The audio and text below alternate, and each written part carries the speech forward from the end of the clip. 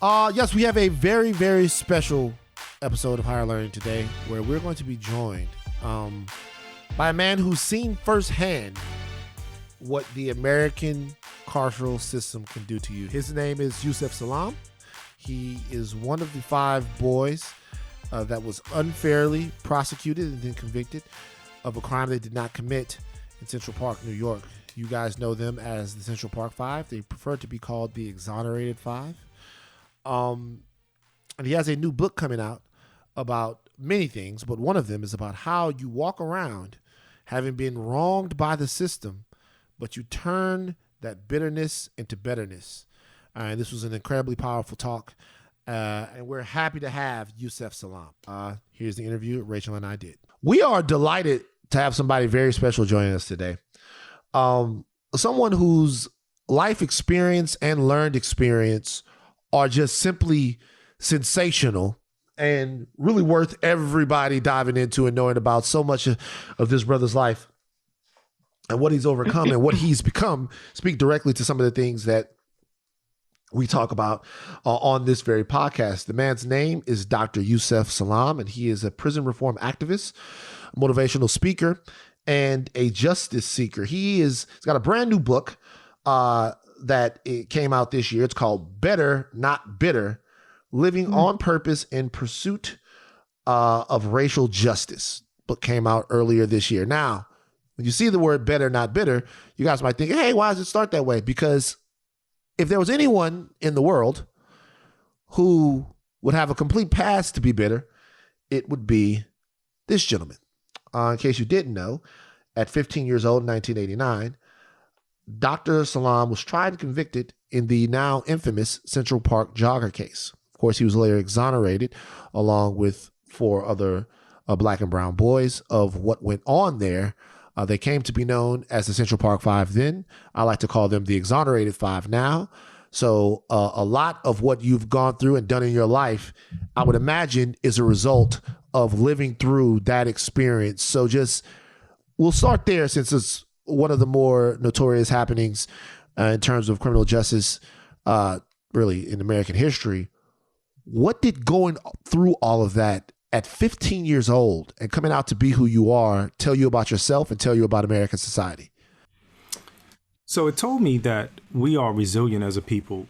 It told me that the society that we know of or that we imagine America to be is really for a lot of people who look like me.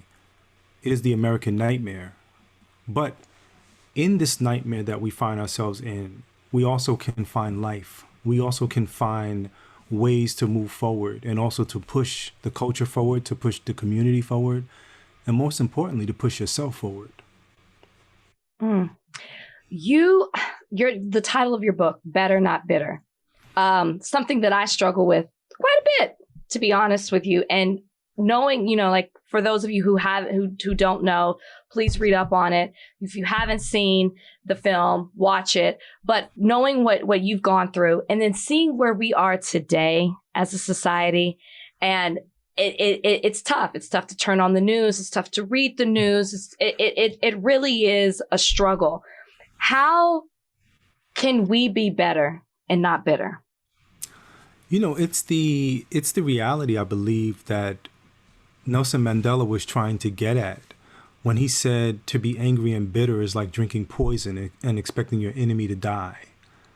It absolutely affects you the most. It absolutely harms you the most, right? We have to be what I always refer to, Dr. Maya Angelou would say, that you should be angry. Anger allows you to stand up for yourself and change the conditions that you may find yourself in.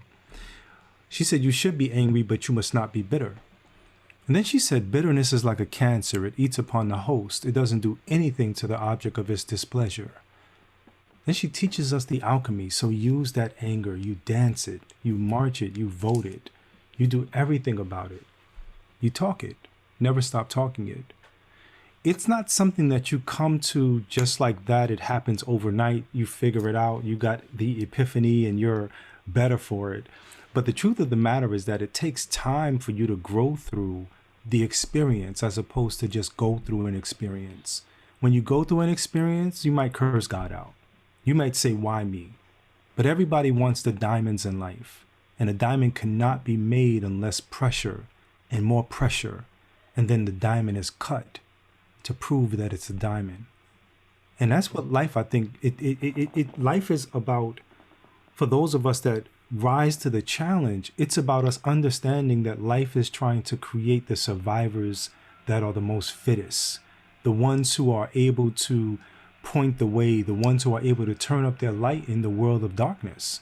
Because right now it seems like we're in a situation where it's 2 steps forward, 1 step back. We've been playing this tango in what I call the divided states of America, right? We want to be united. We want to be able to appear united. We want us as a people to finally become one. And when we look at the origin stories of where this country came from, we realize that we were not born out of peace and justice. We were born out of violent, terrifying struggle, oppression. The people who were imported to this country and made to work for free from can't see sun up to can't see sun down. And here we are now on the heels of that, being told in many ways to pull ourselves up by our bootstraps. And like Dr. King said, that's one of the most cruelest things to say to a bootless man. But the beautiful thing about it is that we have the opportunity to look at the things that we have gone through and realize that when we rise to the occasion, we find that we actually grew through something. We're better for what happened to us. We're more resilient. We are the diamonds. So over your left shoulder, I see something that says "Bring back the death penalty." Does that happen to be a framing of the insert that Donald Trump took out in the New York Times? Absolutely. I have that here in my office just as a reminder, because I had to be introduced to what America was introduced to quite recently. And even by quite recently, I'm talking about even as far as, the terrorism that happened at the Capitol. This ad, I have to remind people, it wasn't created 2 weeks after we had gone to trial. We live in a country that says you're innocent until proven guilty. But yet people looked at the color of our skin and judged us by that color and not the content of our character. They created Donald Trump created this ad, paid $85,000 for it, put it in New York City's newspapers 2 weeks after we were accused. And what was it saying? It was saying that we want what happened to Emmett Till to happen to them. It was the most terrifying whisper in the darkest enclaves of society, because they published our names, phone numbers, and addresses in New York City's newspapers. And folks have to remember, we were 14, 15, and 16-year-old children. And this is what we were met with. Donald Trump taking out this ad, calling for the reinstatement of the death penalty, and really seizing on the fears of the public to make people believe that black and brown was a crime. So let me ask you something. That happens in 1989. Donald Trump then goes through sort of an image rebranding to where in the early parts of the 2000s, he was fairly well liked. Even in the late 90s, fairly well liked. You saw politicians from both sides at events for him. You also saw him on television as, the Apprentice guy, one of the biggest stars on television. During this time, it would have been around the time that you had just gotten out of jail, that you had just gotten out of prison. What was it like for you to watch a guy who you knew harbored these types of emotions rise up through American, not just through America, he was already rich, but rise up through the American pop culture and then go on to become the president after that he had wanted you dead just 2 weeks and before you had your day in court? What was it like to watch Donald Trump become who he became? It was very difficult, and that's not even using the right words, right? When I was younger, my mother would always tell me to use your words, and I'm trying to figure out what's the right description to give you and the viewing audience and listening audience so that they can understand. You know, for me, on the one hand, I had come home from prison and I'm 6'3", right? Back then I had a flat top. I came home from prison, no longer had a flat top, but I was still 6'3". And to be very honest about my existence, I was hiding in plain sight. I didn't want folks to know who I was. I didn't want to be recognized. And that was a very difficult thing because here I am, this tall, walking around the neighborhoods. Some people are saying, that guy looks familiar. You know, now it's a blessing and it's an honor to stand up. Even when we were fighting for justice and we were adopting the moniker that was placed on us, the Central Park Five, and calling ourselves that. It was an honor because we stood up in defiance of everything the system wanted us to do. The system wanted us to cower. The system wanted us to be afraid. But what is fear? It is false evidence appearing real. And once we stood up and realized that we were able to conquer our fear, yes, it was a quite disturbing thing to see a person like Donald Trump rise up the ladder of success, becoming the American dream, right? I mean, think about it. Hip hop artists. One of my favorite hip hop artists, Nas. I remember he rapped about, you know, being rich and famous like Donald Trump and Marla Maples back then, you know? And it's that whole idea that in the Black and brown community, he was accepted and he was respected as a person that we could all attain that same level of success. What we didn't realize was that we have this skin color that America always says, you're innocent until proven guilty. But for Black and brown bodies, we're always seen as the crime. We're always seen as guilty, having to prove ourselves innocent. And so it's terribly, tremendously difficult to have seen that. But then at the same time, too, you almost appreciate later on in life being able to be introduced to that kind of madness so that it doesn't take you out of your mind. So it allows you to still move forward, allows you to at least have some type of opportunity that you create for yourself and say, I'm going to do this in spite of this. I'm not going to allow for that to define me. I'm going to define for my own self, just like my mother said. You know, I never forget. I talk about this in my book, Better Not Bitter. My mother said, she said, they need you to participate in whatever it is that they're trying to do. Do not participate, she said. Refuse.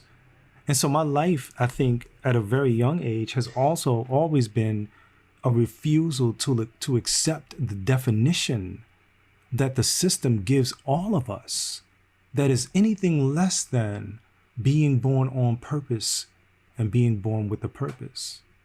Like, we have to know that. You know, you talk about, I mean, this happened in 1989. I was 4 years old. And when They See Us came out, it's, you know, some of us may have been familiar with what happened, but we really didn't know. And I'm curious for you what it was like being back in the spotlight again when this came out, when They See Us came out, reliving that story, but then having a new generation respond to it. What has that been like for you? I tell you, it's been one of the most powerful experiences ever. We were introduced to the public again, in a more positive way with the documentary that Ken Burns produced with his daughter. Fantastic. And her husband, right? Yeah. Yeah, that was one of the most powerful things because for us, he gave us the ability to get our voices back. We were the narrators. He narrates all of his films, but he gave us the opportunity to tell our story for ourselves. And folks who got a chance to see us, who went to theaters and watched the film for that 2-hour period, it was almost as if we were watching people get religion for the first time. They were listening and watching a Raymond Santana at 14 years old talk about his false confession and then reading his false confession and then looking up midway and asking, what 14-year-old boy talks like this? All right. I mean, his false confession read something like, at approximately 1900 hours, me and a group of my colleagues began to walk south. Yeah. People in 1989 believed that it was a slam dunk. They were like, wow, they got the they got the confessions. They should have said they got the false confessions.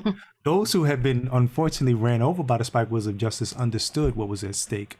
But to be able to be in the spotlight in a space of like, we're infamous, to then be back in the spotlight and being welcomed, that psychosocial dynamic that every single person needs to be welcomed back into society, to be hugged back by people who are telling you that we want you and we need you here, was a blessing. And it made it more easier for the success, the global success, might I add, of when they see us.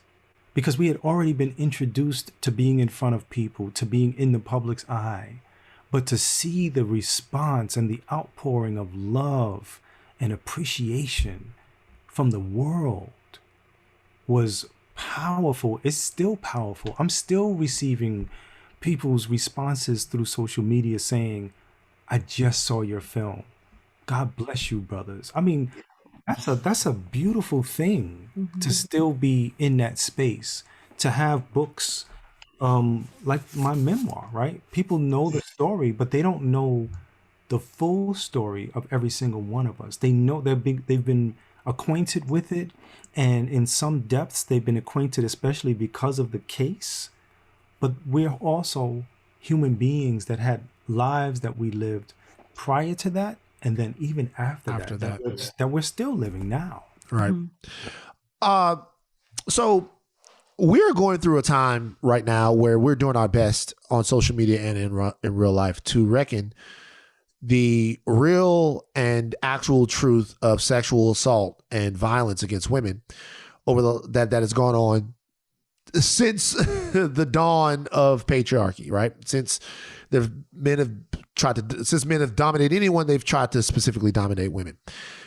When someone is accused of a crime of a certain nature, a sexual crime against a woman, and people are arguing for the innocence of that man, you'll hear you guys' name brought up. You'll hear, hey, Bill Cosby, they're trying to give Bill Cosby the same thing they did to the Exonerated Five, the Central Park Five. Hey, they're trying to get this person, Harvey Weinstein, they're trying to get whomever or smear somebody's name just like they did the Central Park Five. Or sometimes they bring up Emmett Till or other people like that who were clearly not guilty of these crimes that they were accused of. When you hear your story being injected into that conversation, into that discourse, or people saying, hey, this is the same thing they did to this guy, just like they did to the Central Park Five, the Exonerated Five. What do you think of that? How does it make you feel? And what do you think about the conversation surrounding a sexual violence, sexual assault, and rape? How do you feel about it, given the fact that you were unjustly and wrongly accused and then exonerated of that very crime? Well, I got to tell you, first of all, we're talking about justice. We're talking about people's rights and people's honor, right? I come from a faith that says that you have to give people their rights. You have to uphold the value and the honor in people. And unfortunately, we live in a society, and really we live in a world where the value system has been placed in the gutter, right? It's like it's better to be like, social media has done a tremendous thing to people's psyche. You post a photo and you sit there and you wait. And you hope that people like your photo. And the more people like your photo, the better you feel about yourself. And so in this unnaturalness, right, it's the same thing like prison. Prison was such an unnatural space that we made normal.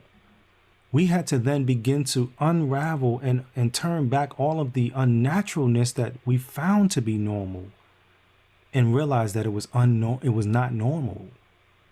The rest of the world is normal, right? In the space of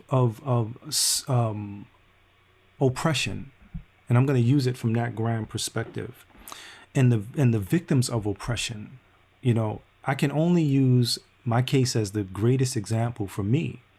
Because when I think about the Central Park jogger case, I think about all of the individuals, including my mother and my sister and my family, my brother, who were out there in the streets saying that these guys didn't do this. We know our children. We know our family members. We know our brothers, right?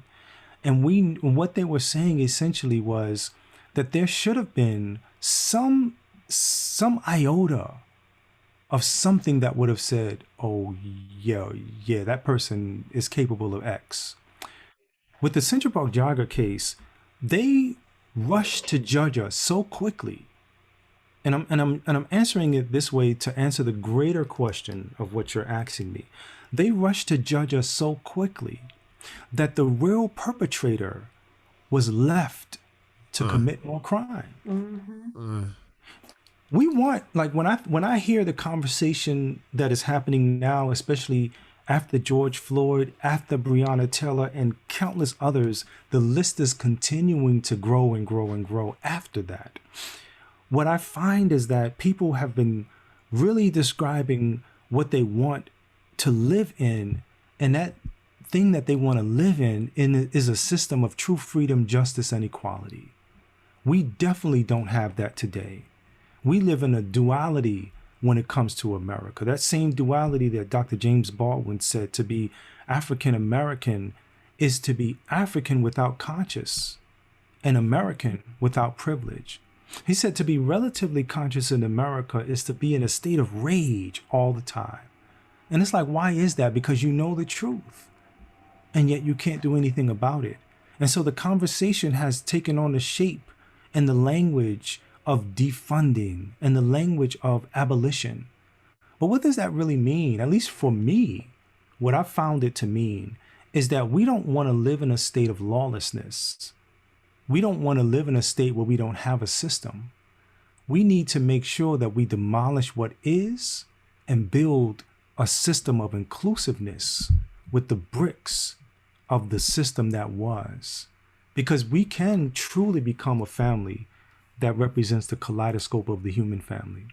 That's what we need. But when we look at cases, right, of egregious acts, we rely on a justice system to be fair. And unfortunately, the justice system has never been fair. And if they have been fair, then we would be so much better as a people. I'll never forget, Michael Moore created a film some time ago called Where to Invade Next. And in the film, he was talking about some of the prisons that are around the world. And for the people who immigrated to this country, who we recognize that this is a young nation, and we look at the systems that we are underneath, we are in a very punitive criminal justice system, a system I call the criminal system of injustice. We are not in a system that is balanced. We are in a system that through the 13th Amendment allows for slavery to continue by another name. And then Section 2 says that the government will have the power to enforce that through appropriate legislation. And then when we look at like the big names that we just talked about, the Bill Cosby's, the Harvey Weinsteins, all of these big names that we just talked about, I always focus in on the no-name people, the people who had their voices turned down. Because quite often in our community, the ones who lack the capital are the ones who go to prison. That's where we're at. And that's the real question and challenge that we have to try to figure out. Because we will always be uneasy. We will always be in a state of, really for lack of a better description, war. And we will be the victims of that war. Mm-hmm. In 1989, the system failed you and the other four involved with that case. And here we are in 2021. And as you just named other people that have been failed by the system and countless others, as you stated as well, you've dedicated your life to criminal justice reform, among other things you've dedicated your life to. How, when you look at what's happening with the government, when you look at Congress's response or the lack thereof, I should say, how do you continue to have faith that things can change when they didn't work in 1989 and here we are in 2021 and they're still not working? How do you keep going? And I guess this is more so for not just a question for myself, but speaking to our audience. Like, how do you have the faith and the perseverance that things can change? I was watching. I watch series and things like that. COVID-19 has caused us to more so be binge watchers as opposed to just wanting to watch normal TV. True. Right? Very true. And it's so funny because I was watching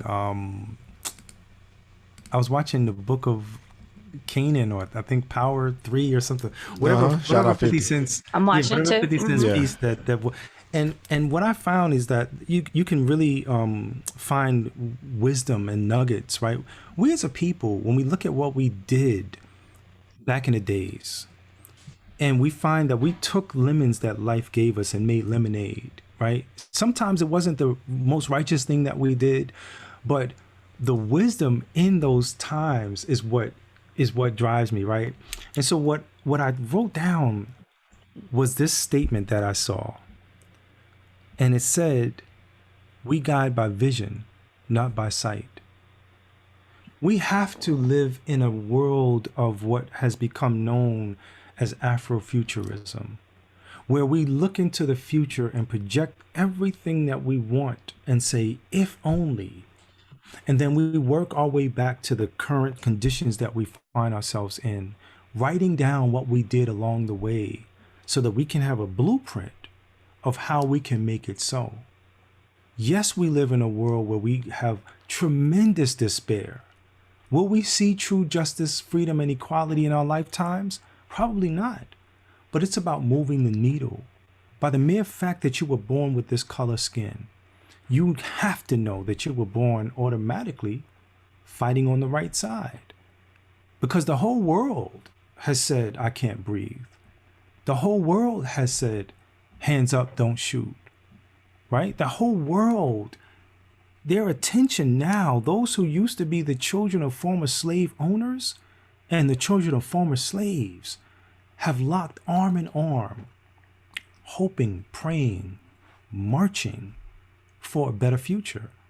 And my contention is this, that as we live our lives the best we can, right? We have to live in such a way that we know that what we do matters.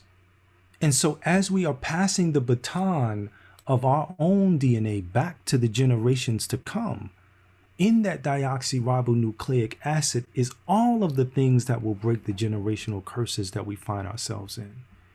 And so we have to live in a way that says they want us to turn our light down. God gave us light to turn it up. They want us to be silent. God gave us a voice to be the voice of the voiceless. What happens when you turn up the light that you have, that your personal light that you have? First of all, it attracts other people to you, and it eschews all of the darkness around you. There has to be hope, because if there's no hope, there is no future. The man is Dr. Yusef Salaam. The book is Better, Not Bitter, Living on Purpose in Pursuit of Racial Justice. It came out this year. You need to go get it. But more than anything, you need to learn from this brother and learn from somebody who actually has experienced some of the things that we are seeking to mute, and not just experience them, but overcome them and shine brighter through them. We are so happy to have had you today on Higher Learning, bro. It was amazing to meet you and amazing to talk to you, man. Yes. My pleasure. And thank you for having me on your show. Can't wait to do part 2, 3, and 4. Absolutely, my man. We live in this world, and, we have to, one of the greatest things about it is that we have to be able to give a voice to those stories and issues that have been pushed to the margins of life, because we find ourselves there. We find our families there, right? And we hurt for them. We want them to be able to be out of that condition, even a little bit, because it's so much better, right? It's so much better. We have to do everything we can. Yeah, you're absolutely right. Absolutely right, brother. All right, thank you for joining us today, Doc. Thank you so much. All right, my man. My pleasure. All right, Take bye-bye. care.